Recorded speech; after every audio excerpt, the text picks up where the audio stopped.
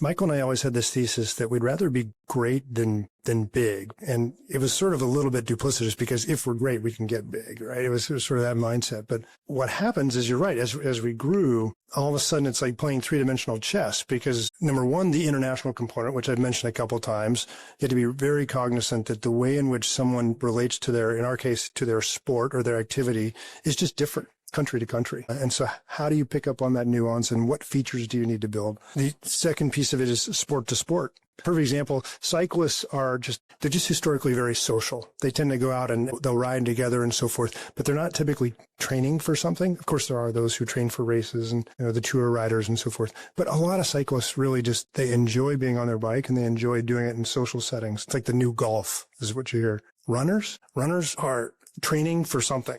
Whether it's their 5K or a marathon, they're creatures of habit. I'm a runner, so please, I'm not being, it's like I got that same 3 or 4 routes I do for my home. So just the experience in Strava alone had to radically change. One of the biggest mistakes we made was that we thought that we could take our Strava cycling experience, reskin it with some great UI and sell it to our runners. Totally failed. It wasn't until we brought running DNA into the company, hired great runners who were also great engineers and marketing people and product people, that we really started to build something that felt authentic for the run community.